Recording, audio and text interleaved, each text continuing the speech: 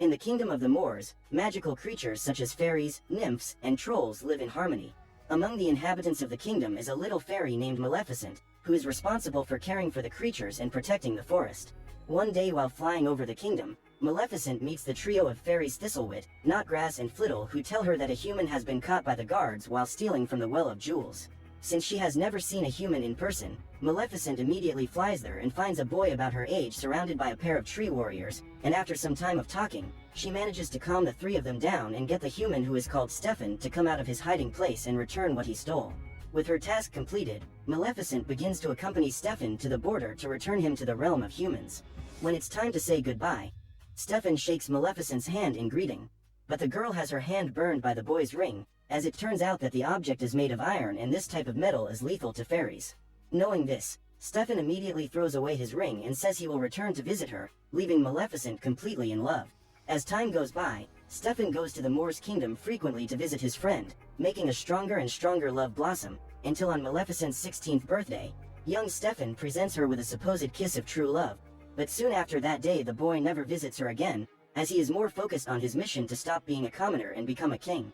As the years went by, Maleficent looked forward to the return of her beloved, but who came to visit her was actually the army of the cruel King Henry, a tyrant who intends to annex the Moors' kingdom to his territory. Seeing the troops approaching, Maleficent, who has become the great guardian of the forest, appears before them all and tries to convince the king to retreat, but he decides to mock her and continue advancing, starting a real war between the forest army and the human army. Despite being outnumbered, the humans are easily defeated by the tree warriors and by Maleficent, who lands a fatal blow on the king. Extremely weakened, King Henry on his deathbed declares that whoever can avenge him and eliminate Maleficent will keep the crown and the princess after he is gone. Hearing all this, Stefan revisits Maleficent after almost a decade to warn her that the king has put a bounty on her head and that she must hide. Happy that her beloved is back after so many years, Maleficent forgives him for abandoning her and decides to spend some time with him, but it was a big mistake. This was exactly Stefan's plan, to win back Maleficent's trust and put her to sleep with a baptized drink. With the fairy deeply unconscious in his arms, Stefan takes a dagger and tries to take her life, but he does not have the courage to do so and decides to rip off her wings to take as a trophy to the king. Thinking that Stefan has really eliminated Maleficent, the king fulfills his promise and crowns him as the new king, as well as giving him the hand of his only daughter. In the forest, Maleficent wakes up feeling great pain from having her wings ripped off and gives an extremely agonizing scream of pain. While recovering from her injuries, Maleficent begins to wander through the realm of humans until she finds a raven about to be shot by a man and decides to save it by turning it into a person. As a way of returning the favor, the raven, who goes by the name Diego, vows to serve malevolently and becomes responsible for spying on the kingdom of humans in his raven form. As his first task, Diego goes to spy on King Henry's castle and catches Stefan being crowned as the new king. Upon learning of this, Maleficent immediately realizes that her great love has betrayed her in order to win a crown, and goes into a state of totally insane rage. Corrupted by hatred, Maleficent begins to walk around the Moors' kingdom, eroding all the beauty of the place, and calls herself the Queen of the Forest, forcing all magical creatures to bow down before her. After a few months of reigning, King Stefan impregnates the queen, and upon learning of the christening ceremony, Maleficent decides to pay a visit where she is very ill received by the king. She then decides to make some vows to little Princess Aurora, saying that she will grow up with grace and beauty, being loved by everyone who meets her. But as a way to punish the king for what he has done, Maleficent curses little Aurora, saying that on her 16th birthday she will stick her finger on the needle of a spinning wheel and go into an eternal sleep. Fearing for his daughter's life, King Stefan kneels at Maleficent's feet in front of all the nobility and begs for Aurora, making her modify her curse so that the girl can wake up if she receives a kiss of true love. But this is really just another way to get revenge, since Maleficent no longer believes that love exists. With her curse completed, Maleficent returns to the kingdom of the Moors extremely pleased and builds a great wall of thorns separating the two lands, while King Stefan sends all the spinning wheels to be destroyed in the dungeon. As a way to ensure his daughter's safety, Stefan turns her over to Thistlewit, Knotgrass and Flittle to have little Aurora kept safe in a hidden place hut until the day after her 16th birthday to ensure the curse is not fulfilled. After Diego finds out where the girl will be staying for the next 16 years, Maleficent starts visiting her often to express her hatred, and while the trio of nannies let Aurora almost starve to death, Diego is always taking care of the girl while no one is looking. On the other hand, Maleficent spends most of her time playing tricks on the trio of fairies, conjuring up storms inside the hut and making them fight, but she is also always around to save Aurora when necessary. As time goes on, King Stefan becomes increasingly paranoid and thirsty for revenge, sending hundreds of his men to try to destroy the Wall of Thorns, but Maleficent manages to protect his kingdom from all attacks without much difficulty, enchanting the burning roots to attack the soldiers. After more than 15 years of being practically trapped in a cabin with her aunts in the human world, Aurora, who is now in her teens, is curious to see the world of the Moors, which is inaccessible because of the wall. One day, Aurora goes to observe the Great Wall of Thorns, but is spotted by some soldiers of King Stefan who begin to advance to attack her. Realizing this, Maleficent turns Diego into a wolf to distract the men while she uses her powers to make them crash through the air. Finally, she decides to put Aurora into a deep sleep and takes her safely into the Moors' kingdom. Upon waking, Aurora begins playing with the magical creatures she has always dreamed of meeting until she notices Maleficent watching from hiding. Upon seeing her, Aurora immediately recognizes her as her fairy godmother, saying that she knew Maleficent had been following her since she was a baby.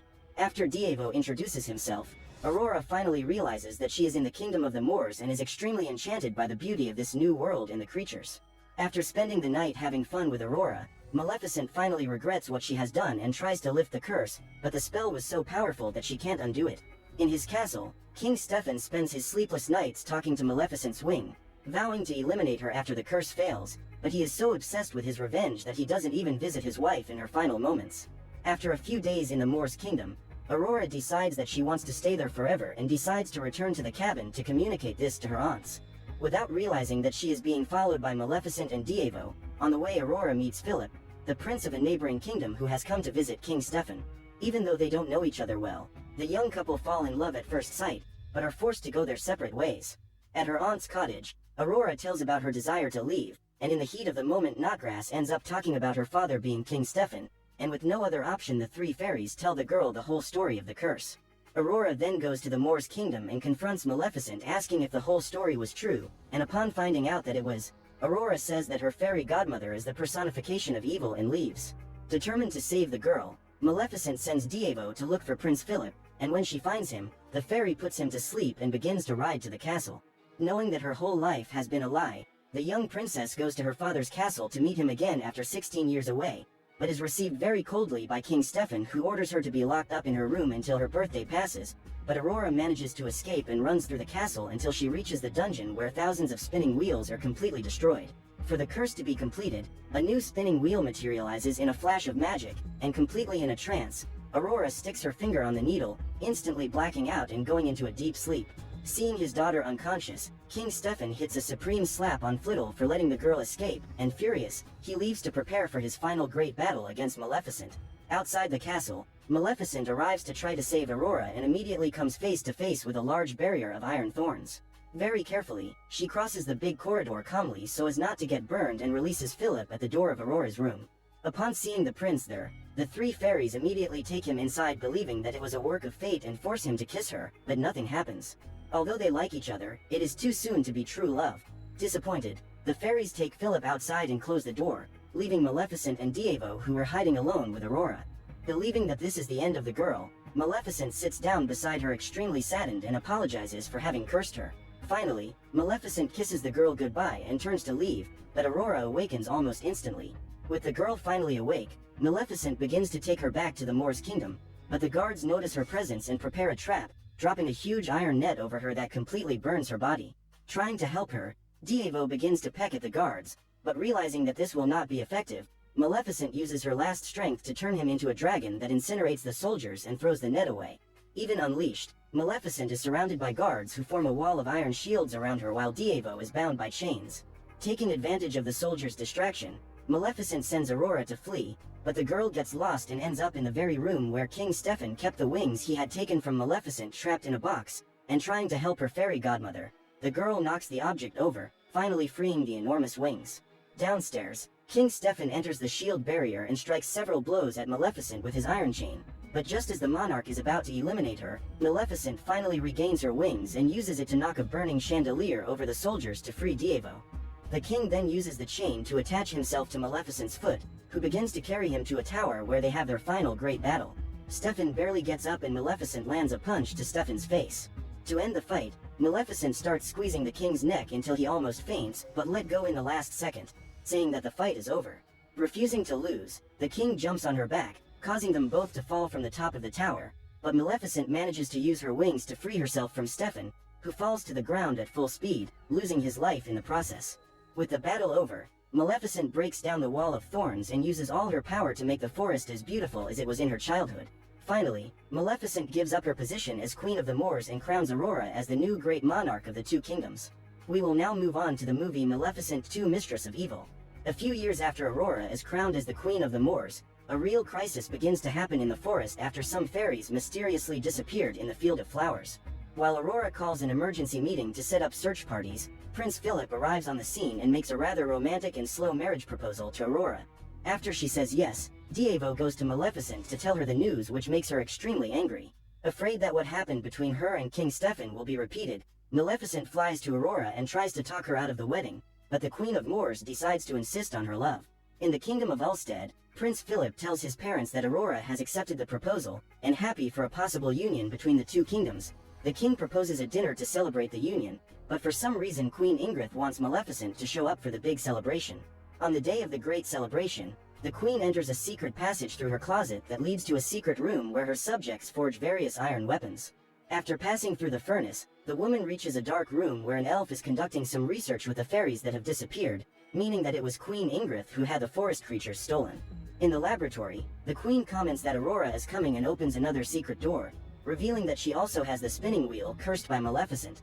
In the Kingdom of the Moors, in an extremely reprehensible attitude, Aurora gives a cloth to her fairy godmother and asks her to hide the horns for dinner, and even though she is hurt, Maleficent decides to accept. Once in the dining hall of the Kingdom of Ulstead, everyone greets each other as normal and begins their meal, but soon a friction begins to break out between Ingrid and Maleficent when the queen asks about King Stefan's death and about the curse placed on Aurora when she was still a baby. As a form of retort to the taunts, Maleficent talks about the fairies stolen from the Moors and insinuates that the queen is the one who gave the orders. At this point, the general reports to the king that two peasants from Ulstead have been found lifeless at the entrance to the Moors' kingdom. The queen then says that the life of fairies is nothing compared to that of humans, and at that very moment the castle cat tries to attack Diego, forcing Maleficent to paralyze it in midair, ordering the queen to control her animal. At this moment Philip tries to control his mother while Aurora asks Maleficent to let go of the cat, and for a few seconds the atmosphere is a little calmer. But the queen manages to break the peace completely when she tells Aurora that by living with them in the castle, she will have a real family and will find the affection of a real mother. Furious with the provocation, Maleficent gets up with a green aura around her and repels the general and the guards who begin to attack her.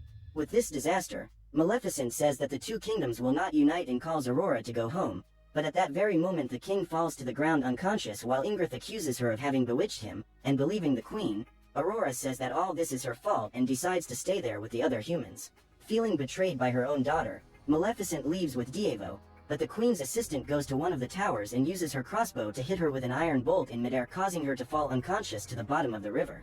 As the assistant watches Maleficent being carried away by the current, she sees another wing emerging from the sky and carrying her away. With Maleficent passed out, Diego begins to change shape crazily in midair until he falls in the middle of the field in his human form.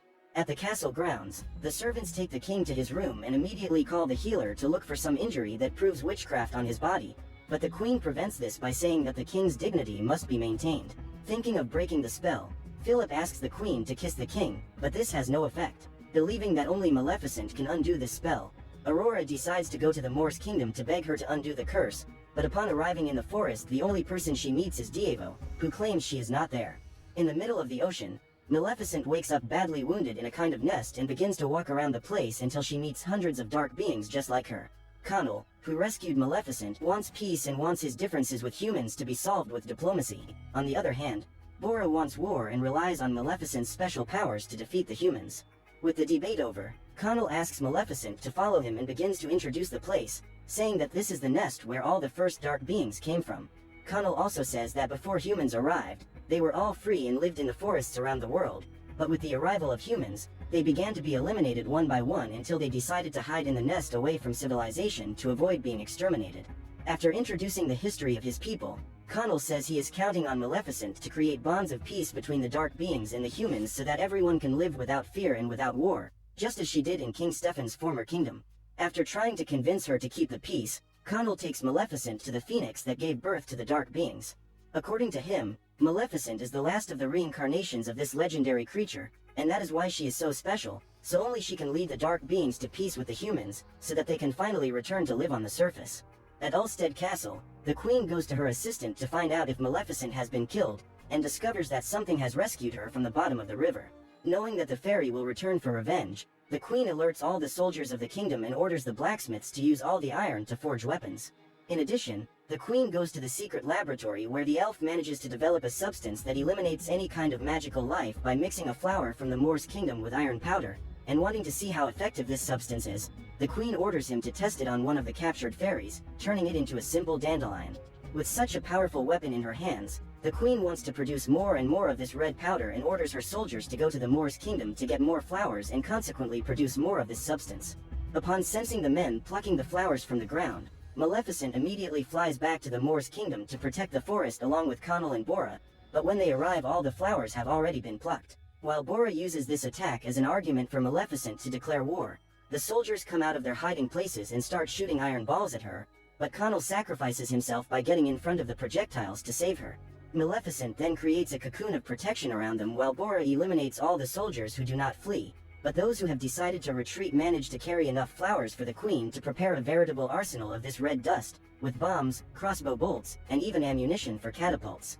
After the trio returns to the nest of the dark beings, the healers try to save Connell, but the most they can do is prolong his life a little longer. With his end inevitable, the dark beings revolt, declare war against the humans, and begin to prepare for the big battle. At Ulstead, Ingrid increasingly plays Aurora against Maleficent and insists that the wedding take place even without the king present. With the ceremony set, she orders her assistant to make an official pronouncement inviting all the inhabitants of Moors to the wedding. On the day of the ceremony all the guests go to the castle, including the magical creatures, but for some reason the queen has ordered that the non-humans enter the chapel first, and since he is in his human form, Diego is prevented from entering. At the castle, Philip visits Aurora in her room and gives her one of the mystical flowers.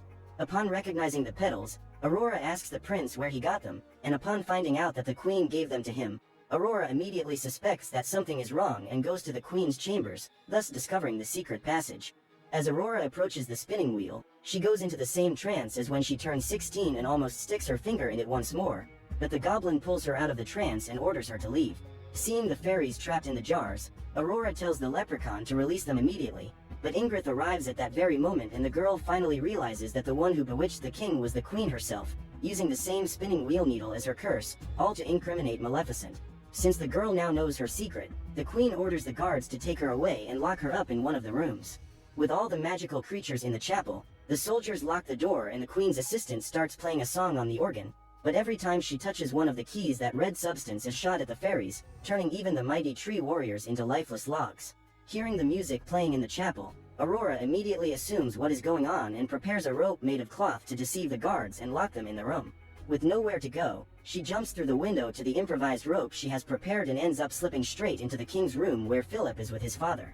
At this point the dark beings finally approach the castle, and upon seeing this, the queen orders her men to use the catapults to shoot the red substance at them, disintegrating their bodies at the slightest touch.